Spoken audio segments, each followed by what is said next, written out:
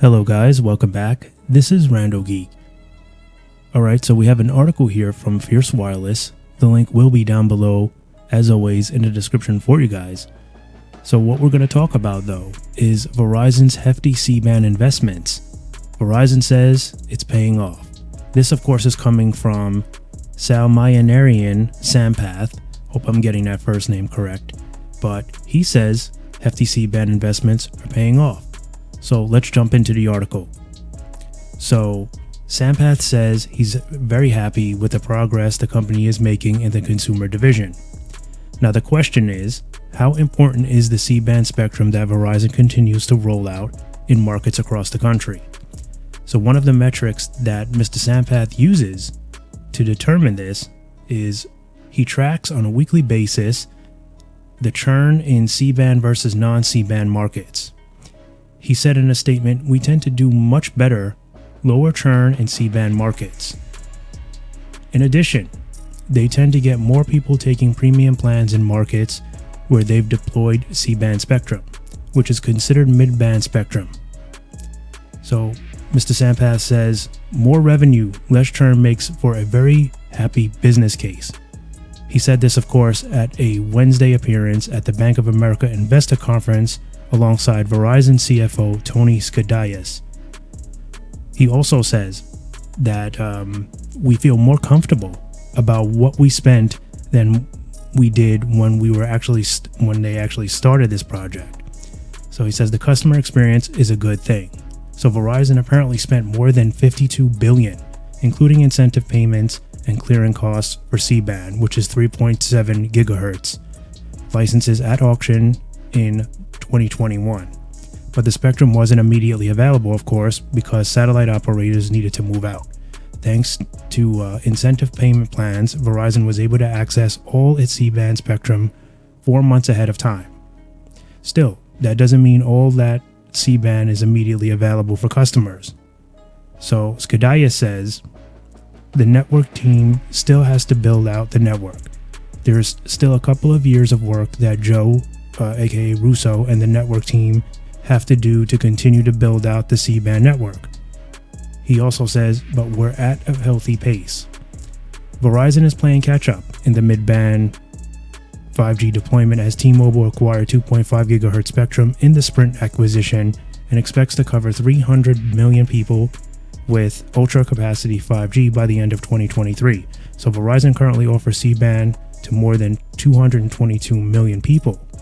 So Sampath was leading Verizon's business group until March, when he was tapped to head the consumer group, which had not been performing as well as the business unit. So Verizon had been losing wireless consumer customers for several quarters. Last week, Verizon CEO Hans Vestberg said that the new MyPlan rate plans, coupled with the restructuring of the consumer group, is slowly resulting in some operational movements. So Sampath says he's happy with the progress in the last couple of months, and they've done an incredible amount of transformation. So the introduction of MyPlan, which allows customers to customize their plans, is a big win for Verizon, he says. In addition, they've changed the sales structure to be more locally focused, with 6 markets and a lot of autonomy in the field, as well as local marketing and activation. They also moved back to an individual sales compensation model and executed on upping prices, including the most recent $10 increase across the board for its fixed wireless access internet offerings. So there you have it, guys. Verizon giving you an idea of how they feel of where the company is going. So this is a very important update here, because a couple of months ago, a lot of people were looking at Verizon misty-eyed and confused, not really sure what to think about Verizon as a business. As I've said before, there's no doubt with the network, with the performance of the network, that's usually up to par. Obviously, it's market specific. You may not be in a good market for Verizon. That has nothing to really do with Verizon. It's just they're not there yet. Maybe they haven't come to your neck of the woods yet. That doesn't mean that the network has a problem. It just means they haven't deployed there yet. Obviously, if they did, you would be getting good Verizon service. And that's with any of these carriers. They're all good. Okay.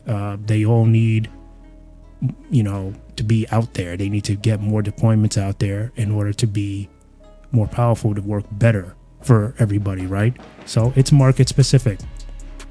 So never any doubt with Verizon's network. Some doubt with the company itself, with the structuring, the management. So it seems like they're starting to get their hands on deck again. Looks like they're starting to put their priorities first. Seems like they realize that, they have some work to do, that they've had some work to do, and looks like they're starting to take some responsibility for that. They're restructuring the My Plans. When those first came out, they were not appetizing at all.